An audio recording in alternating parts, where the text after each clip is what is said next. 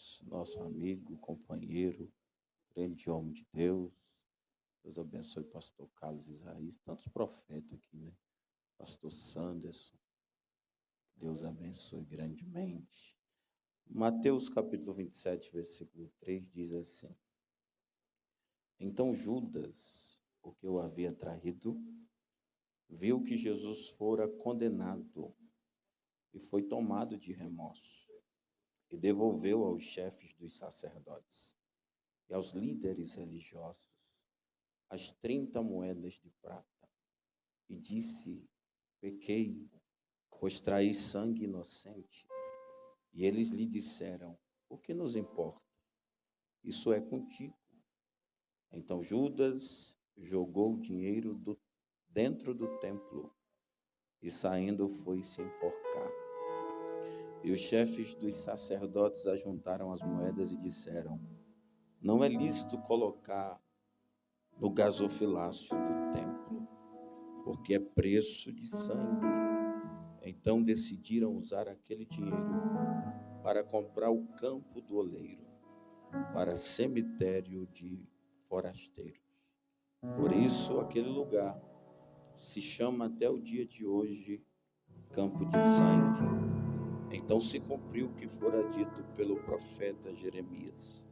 Tomaram as 30 moedas de prata, preço que foi avaliado pelo povo de Israel, e usaram para comprar o campo do oleiro, como o Senhor havia ordenado. Queridos, esse texto aqui relata momentos antes da crucificação, onde Jesus já havia sido por 2 vezes, em 2 tribunais, condenado. A pessoa que o traiu, ela tinha um nome bem comum na época. É bem verdade que na época de Jesus, muitos homens tinham a nomenclatura Judas. Inclusive, Jesus tinha um irmão chamado Judas. Mas a identificação do traidor é muito clara. O traidor se chamava Judas Iscariotes. A palavra Iscariotes aqui não é sobrenome. A palavra Iscariotes aqui reflete a personalidade, reflete a pessoa de Judas, porque os Iscariotes eram um grupo de sicários, que quando eles queriam matar seus inimigos, eles usavam uma estratégia. Eles se aproximavam de seus inimigos, eles ganhavam a confiança dos seus inimigos, e depois de haver ganhado confiança, eles tiravam um punhal debaixo das vestes e apunhalavam o indivíduo. O nome sicário significa o homem do punhal, ou o homem da adaga, por causa disso, porque os sicários eles usavam essa estratégia para exterminar seus inimigos. Eles se aproximavam, eles ganhavam uma confiança e depois apunhalavam. É bem comum com a personalidade de Judas. Judas se aproximou de Jesus, ganhou a confiança de Jesus, ao ponto de se tornar o tesoureiro do ministério de Jesus. E quando ele menos esperou, Judas o apunhalou com o punhal da traição. E a palavra que eu quero trazer nessa madrugada é essa: cuidado com o homem do punhal, ele ainda existe. Diga para quem está do seu lado: cuidado com o homem do punhal, ele ainda existe. Às vezes ele congrega na mesma igreja que você, às vezes ele tem você no grupo do WhatsApp. O homem do punhal às vezes é alguém que você deposita confiança. O homem do punhal é alguém talvez que você nem espere nem imagina. Mas dentro de uma mesa perto da ceia, Jesus revelou quem era o homem do punhal. Jesus disse: aquele que põe comigo a mão no prato, que come junto no mesmo prato, esse é quem vai me trair. O homem do punhal ficou oculto por um tempo, mas todo traidor um dia é revelado. Todo traidor um dia cai a máscara. Todo traidor um dia é descoberto. Diz a palavra que quando Judas percebe que a sua traição fez Jesus ser condenado, ele, tocado pelo remorso, ele foi ao templo. Perceba que Judas não é tocado pelo arrependimento. Judas é tocado pelo remorso. Qual é a diferença do remorso para o arrependimento? Porque o arrependimento provoca mudança, provoca algo bom. O remorso, ele pode provocar algo ruim na pessoa. É tanto que ele foi ao templo com a sua mente sendo acusada. Ele chega no templo, ele pega as 30 moedas de prata, atira no meio do templo e diz assim: eu pequei, eu traí um sangue inocente. E Judas foi se enforcar, segundo a Bíblia. Judas foi se enforcar porque ele andou 3 anos e meio com Jesus e não conhecia bem o seu mestre, a personalidade de Jesus. Judas andou com Jesus, mas ele não conheceu o Jesus da misericórdia, o Jesus que perdoa, o Jesus que abraça o caído. E por causa disso ele foi tocado pelo remorso e foi fazer algo ruim para ele. Ele foi se enforcar, ele foi se matar. Se Judas conhecesse o caráter de Jesus, ele não teria ido se enforcar, ele teria ido se arrepender. Se ele conhecesse o caráter de Jesus, ele não teria ido se matar, ele ia procurar viver a vida, procurar viver uma nova história. Mas o seu remorso fez ele sair para se enforcar. Ninguém enforcou Judas, ele se enforcou só, porque traidor se mata sozinho, se destrói sozinho, se acaba sozinho. Ele foi se enforcar. Diz a palavra que as 30 moedas virou uma confusão dentro do templo, porque os chefes dos sacerdotes e anciãos chegaram ao consentimento de que aquelas moedas não era permitido ser colocada dentro do gasofilácio do templo. Por 3 motivos as moedas não podiam ser colocadas dentro do gasofilácio do templo. Primeiro, porque era preço de sangue, era preço de traição, e preço de sangue de traição não tinha valia dentro do templo. Segundo, a moeda que Judas recebeu ao trair Jesus não era moeda judia, era moeda romana, e dentro do templo o que vale é a moeda judia. Dentro do templo o que vale é a prata da casa. Dentro do templo o que vale é a moeda da casa. Tem muita gente que valoriza a moeda de fora, mas não valoriza a prata da casa. Valoriza o profeta de fora, mas não valoriza o profeta da casa. Valoriza quem é de fora, mas não valoriza quem é de casa. Mas Deus me traz aqui com a palavra para lhe dizer: Ele vai honrar as pratas da casa. Ele vai honrar. Cadê as pratas da casa aqui? Cadê as pratas da vigília do avivamento hoje aqui? Ele vai honrar as pratas da casa. Terceiro motivo, porque as moedas não tinham valia dentro do templo, por ser moeda romana. A moeda romana é diferente da moeda judia, porque a moeda romana ela tem 2 faces. De um lado a face de César, do outro lado a insígnia de uma águia. A moeda judia ela só tem uma face. Numa face é a insígnia de um peixe. Essa moeda não tinha valia dentro do templo, porque a moeda romana é moeda de 2 caras.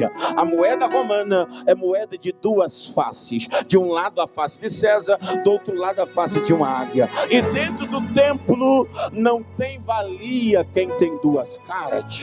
Dentro do templo só tem valia quem tem uma cara. Moeda de 2 caras não tem valia dentro do templo. Moeda de 2 faces não tem valia dentro do templo. Não adianta você ter uma cara aqui e outra cara lá fora. Não adianta me abraçar aqui e falar mal de mim lá fora. Moeda de 2 caras não tem valia dentro do templo. Não adianta você ser uma coisa na frente de uma pessoa, por detrás ser outra. Moeda de 2 caras não tem valia dentro do templo. Não adianta falar bem na minha frente e falar mal pelas costas. Moeda de 2 caras não tem valia dentro do templo. Se alguém vai gostar de você, vai gostar por quem você é, pelo que você tem, pelo que você pode. Não queira ter 2 caras para agradar ninguém.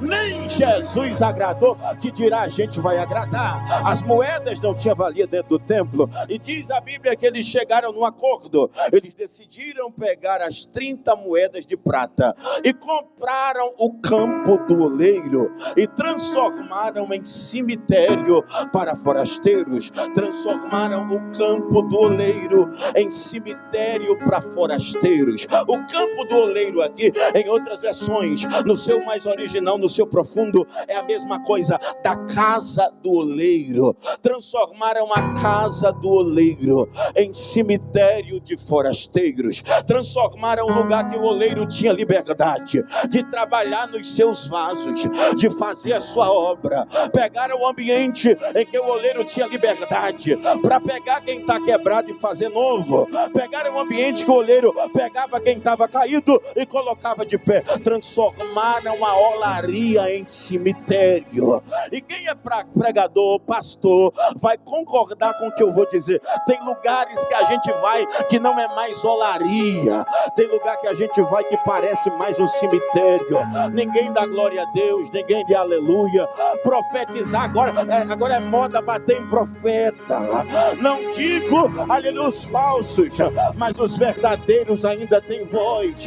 Tem lugar que o Espírito Santo não pode mais se manifestar. Tem lugar que até falar em língua é escândalo. Tem lugar que a gente vai que parece mais um cemitério do que uma olaria. Mas a catedral baleia, a vigília do avivamento, ainda é olaria de Jeová na terra. Aqui a ele ainda tem liberdade de trabalhar nos seus vasos. Uma das maiores experiências da Bíblia, Deus deu ao profeta Jeremias na olaria. Deus disse: Jeremias, levanta e desce e vai até a casa do oleiro, porque lá eu te farei ouvir as minhas palavras. Jeremias desceu, ele viu o oleiro trabalhando no seu vaso. O vaso quebra, ele faz novo. Aleluia. Se transformar em olaria, em cemitério, não vai ter mais jeito para quem está quebrado. Mas se ainda é olaria, o oleiro ainda tem liberdade para trabalhar. O oleiro ainda tem liberdade para agir. Tem lugar que a gente vai que até pregar alto é errado. Eu lembro que há muito tempo atrás no Ceará, eu fui pregar numa igreja muito abençoada e o pastor disse: você prega bem demais, só que você tem um defeito muito grande. Você grita muito, você grita demais, fala mais baixo, o microfone é alto, não tem para que gritar, sai da ética, você grita muito. Eu disse: pastor, aprendi a gritar foi com a Bíblia. A Bíblia manda gritar, eu disse: manda. E onde é que a Bíblia manda gritar? Isaías capítulo 58 diz assim: clamai, gritai em alta voz e não te detenhas. Isaías 58 verso 9 diz: diga ao meu povo que grite, porque eu vou curar as suas feridas, eu vou aplacar as suas dores. A Bíblia manda gritar, eu disse: manda. Jeremias capítulo 33 versículo 3: clama a mim e responder-te-ei e anunciar-te-ei coisas grandes e firmes que não sabe. Eu disse: pastor, o senhor sabe o que é clamar? Clamar é gritar em voz alta, porque aonde tem olaria, os vasos têm boca para gritar e para clamar. Lembra de Josué capítulo 6? Deus disse assim: Josué, eu quero voltas sobre a muralha. Primeiro eu quero 7, na última Deus pediu mais 7, 13 voltas. 13 voltas, todo mundo calado, todo mundo em silêncio, sacerdote na frente, se trocava a trombeta uma vez. 13 voltas, o povo calado. A muralha de Jericó era extensa, era um silêncio profundo, mas na última volta Deus cansou do silêncio. Aí Deus deu outra ordem para Josué. Qual foi a ordem? Josué, diga ao meu povo que nessa última volta eu não quero ninguém calado. Josué, gritai, oh glória, gritai, aleluia. E quem veio gritar na vigília, quem veio gritar na vigília, aleluia, esse é o único grito que tem efeito no mundo espiritual. Esse é o único grito que tem poder na eternidade. Esse é o único grito que tem poder quando a gente libera. É por isso que o diabo não queria que você viesse para a vigília, porque o teu grito é poderoso para derrubar a muralha. Séria, vai, ó, seminaia. Quem pode gritar aqui nessa madrugada? Quem pode? Grita, grita, grita, grita, grita, grita. O grito do crente é poderoso, irmão, e é só o grito do crente. O macumbeiro grita e nada acontece. O bandista grita e nada acontece. Lembra dos profetas de Baal? Clamaram de manhã até meio-dia, nada aconteceu. Mas quando Elias gritou, o fogo desceu.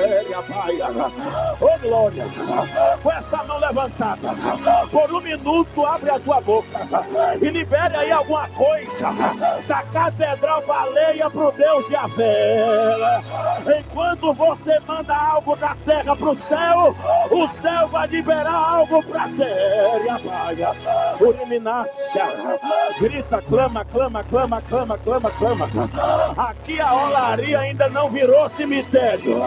Aqui os vasos ainda têm liberdade. O oleiro ainda trabalha na casa. Urabacandaraia. Eu acredito que até o final dessa vigília Deus vai fazer 3 coisas que Jesus fez no Novo Testamento.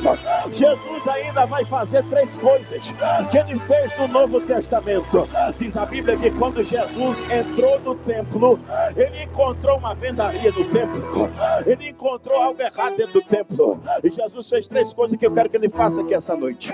Quando Jesus entrou dentro do templo e viu algo errado, diz a Bíblia que a primeira coisa que ele fez foi quebrar as cadeiras. Foi quebrar as cadeiras. Cadeiras fala de posição, pastor Jackson. E tem gente que pela posição fala mal do outro. Tem gente que pela cadeira briga. Tem gente que pela cadeira fala mal do irmão. Quem persegue pregador é pregador. Quem persegue cantor é cantor. Nós somos o único povo que a gente briga entre si. Eu nunca vi o macumbeiro falar mal do macumbeiro. Eu nunca vi o católico falar mal do católico. Mas tem crente que fala mal de crente por causa de uma posição, de uma agenda, de uma cadeira. Jesus olhou e disse: eu vou quebrar as cadeiras, porque para ter intimidade comigo não precisa de cadeira. Senta no chão e a gente tem comunhão do mesmo jeito. Segunda coisa que ele fez, diz a Bíblia que quando ele entrou no templo, ele quebrou as gaiolas. As gaiolas prendiam os pombos que se era levado para o sacrifício. Pombo na Bíblia é símbolo do Espírito Santo. Se as gaiolas estavam presas com o pombo, entraram no templo e disseram: nós vamos engaiolar o Espírito Santo. Aqui dentro do Espírito Santo não fala mais.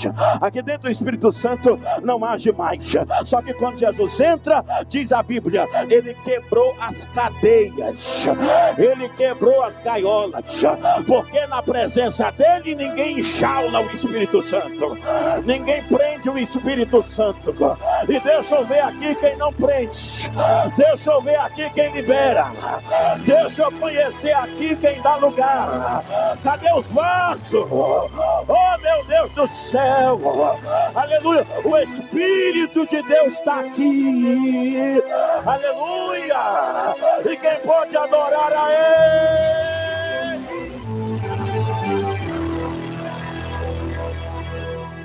A gente viu que é possível a olaria se transformar em um cemitério. A olaria se transformou em um. É possível a olaria se transformar em cemitério? Mas é possível o cemitério se transformar em olaria? É possível. Ezequiel 37, cheio de ossos. Só que Deus levou um profeta onde só tinha ossos. Aleluia. Tem lugar que Deus não leva todo mundo, só leva o profeta. Aleluia. Eu defendo os profetas, gente. Tem lugar que só Deus só leva profeta. Quando o negócio apertava em Israel, o que eles buscavam? O profeta. Deus disse: vai lá, eu vou levar Ezequiel para o vale de ossos secos. Diz a Bíblia que Deus levou ele no meio, mas ele andou ao redor. Ele diz assim: o Senhor me pôs no meio, mas me fez andar ao redor. Deus quer que Ezequiel tenha 2 visões, a visão do meio e a visão do redor. Porque nem sempre quem está ao redor entende a condição de quem está no meio. Então Deus disse assim: você vai conhecer as 2 visões, a do meio e a do redor. No meio você sente, no redor você vai julgar como você achar. Tem muita gente que está longe, e está julgando quem está perto. Aí Deus fez Ezequiel andar ao redor do vale. Diz a Bíblia que os ossos estavam sequíssimos. Aí Deus deu a ordem: Ezequiel, profetiza. Profetiza. Quer ver o negócio acontecer aqui no vale? Profetiza. Quer ver reboliço? Profetiza. Quer ver o que está morto reviver? Profetiza. Aleluia. Fica de pé comigo 1 minuto, fica de pé. Oh glória. Aleluia. Eu acredito na unção de Deus na sua vida. Eu acredito que você tem autoridade delegada por Deus. Eu acredito que na sua boca tem uma palavra profética. Fecha teus olhos agora. Eu não vou pedir para você orar. Eu vou pedir para você profetizar. Profetiza sobre os ossos secos. Profetiza sobre os ossos secos agora. Pastor, o que é os ossos secos? É aquilo que já chegou no final. É aquilo que já chegou na última instância. Ossos secos significa aquilo que não tem mais vida, que não tem mais esperança. Mas para aquilo que está seco, Deus ainda tem uma palavra profética. Quem sabe os ossos secos na tua vida, essa vida sentimental que não sai do lugar, profetiza nela. Quem sabe os ossos secos na tua vida é uma família problemática, profetiza nela. Quem sabe os ossos secos é um filho do mundo, profetiza nela. Aleluia. Enquanto você profetizar, o reboliço vai acontecer. Urabacandarai, Eminassi Jominaio Sede, Calabaracandarebe Cominácia, Uribe Calabrachúria. Quem é batizado com o Espírito Santo está proibido de falar o idioma da terra. Fala a língua que só quem é profeta tem. Oh meu Deus, eu vou fazer do jeito que papai está mandando. Profetiza, profetiza, profetiza, profetiza. Eu vou profetizar, eu profetizo que esse ano de 2024 vai ser o maior ano da tua história. Eu profetizo que a vigília da Catedral Baleia, dirigida pelo pastor Jackson, vai ser a maior de Brasília. Eu profetizo que amanhã Deus vai abrir a porta, teu telefone vai tocar e o teu milagre vai acontecer em nome de Jesus.